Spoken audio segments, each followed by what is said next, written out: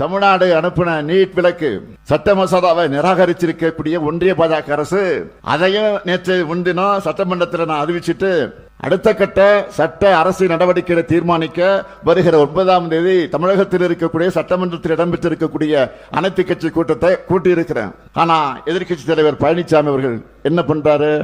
நேற்று முன்தினம் நீட்டால மாணவியர்கள் பலியானதுக்கு திமுக மீது குற்றம் சொல்லி அறிக்கை விடுகிறார். நான் கேட்கிறேன், திமுக ஆட்சியில் இருக்கும் போது தமிழ்நாட்டில் நீட் வந்துச்சா? இருந்துச்சா? இல்ல.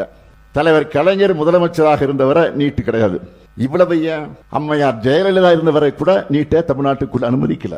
அவர் மறைவுக்கு பிறகுதான் ஓ பன்னீர்செல்வமும் எடப்பாடி பழனிசாமியும் பாஜகவுக்கு பாதம் தாங்கிகளாக இருந்து இதை அனுமதிச்சாங்க. ஆதரிச்சிட்டீங்க, அனுமதிச்சிட்டீங்க, அதை விட்டுருவோம்.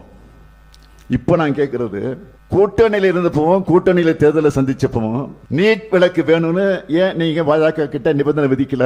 ஆனா நம்ம காங்கிரஸ் கட்சியுடைய தலைவர் ராகுல் காந்தி அவர்கள் மூலமா இந்தியா கூட்டணி ஆட்சிக்கு வந்தா தெளிவா சொன்னார், நீட்டை விரும்பாத மாநிலங்களுக்கு விலக்கு அளிக்கப்படும் என்று தேர்தல் உறுதிமொழியை தந்தார். சொல்ல வச்சோம், நாங்க சொல்ல வச்சோம். இப்ப கேட்கிறாரு பழனிசாமி, நீட் ரகசியத்தை சொல்லுங்க. பழனிசாமி கேட்டுக்கிட்டு இருக்காரு. இந்தியா கூட்டணி ஆட்சி மட்டும் ஒன்றியத்தில் அமைஞ்சிருந்தா நிச்சயம் நீட் விலக்கு நிறைவேறி இருக்கும். மாண்புமிகு எதிர்கட்சி தலைவர் எடப்பாடி பழனிசாமி அவர்களே, பாஜக கூட கூட்டணி இருக்கு இல்லன்னு மாத்தி மாத்தி பேசுற உங்களுக்கு நான் இந்த மேடையிலிருந்து சவால் விடுறேன். தமிழ்நாட்டு மாணவ செல்வங்கள் மீது உங்களுக்கு துளியாவது அக்கறை இருந்தா பாஜக கூட்டணிக்கு போறதுக்கு முன்னாடி நீட் விலக்கு தந்தாதான் கூட்டணின்னு வெளிப்படையா அறிவிக்க தயாரா? உருப்படியா ஒன்னும் பண்ணாம வாய்ச்சவடால் விட்டுட்டு இருக்கிறது தான் மக்களால் மீண்டும் மீண்டும் நீங்கள் புறக்கணிக்கப்பட்டு இருக்கிறீங்க.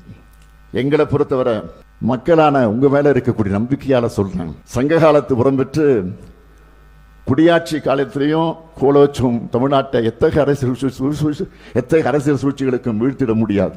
இந்த முத்துவேல் கருணாநிதி ஸ்டாலின் வீழ்த்தவும் விடமாட்டான்.